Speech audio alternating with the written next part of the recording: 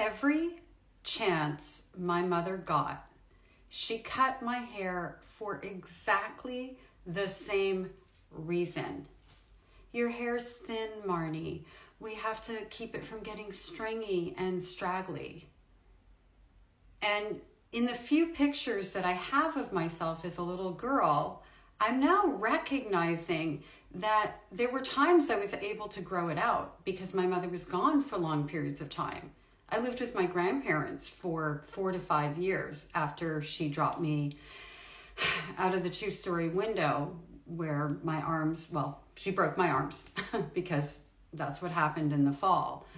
And so after that, I went to live with my grandparents. And with my grandparents, I had this weird kind of mullety, well, I'll show you, cut. Yeah, that's me. There I am.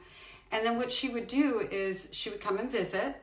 And while she visited, unannounced, never knew when she was coming or going, she was, I realize now, husband hunting and gallivanting and really living her best life while her children were being raised, and I use that term loosely because that was also a house of horrors, by her parents. No big shock there, right? They did create my mother. So here we are. She would come, she would visit and traumatize me. She would take me and cut off all the back of my hair. I don't have any pictures of that, but I do have a picture of where the last haircut ended. I was 17 years old. I came home with a little baby girl. I had run away from home. I'd been running away since I was 5 years old.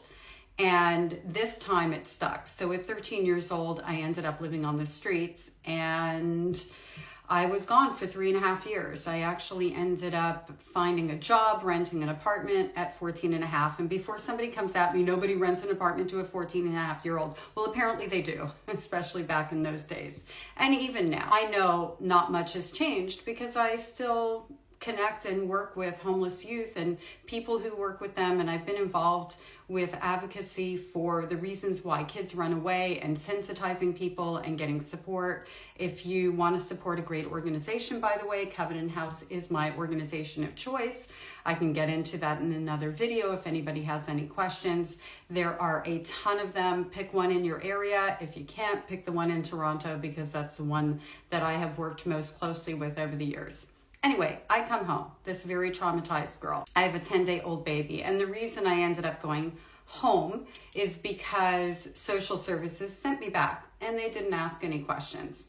Anyway, back to the short hair. I come home. I don't remember the state of my hair. I don't remember the state of me. I don't remember what I looked like when I showed up.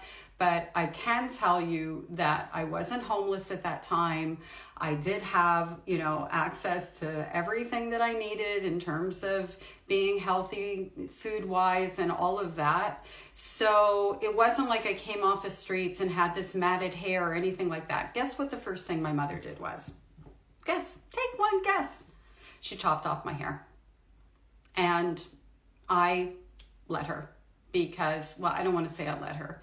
I didn't let her. I froze and I fawned because I was back in my house where that's what I was taught to do. And even outside of that, being a runaway on the streets, that's how I survived. Fawned, freeze, disassociate, the whole 9 yards. I just find it really interesting, and the real reason I wanted to respond to your video is because of the same script, the pattern of behavior. All these people out there say, oh, you can't tell a narcissist or a narcissistic abuser or this, that, the other. I have labeled my mother sociopath and narcissist because of all the psychologists and psychiatrists throughout the last 30 years of my life telling me, based on what they know of my story, that that is what my mother is. People who are completely independent of one another. So I'm pretty confident that she is a sociopath and a narcissist.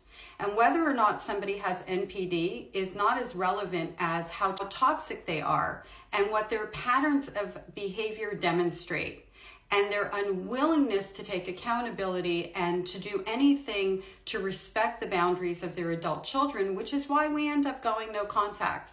Because in order to heal, we have to stop being set on fire. This script of the things that they do right here in black and white What is that? Where does that come from? Ask yourselves that.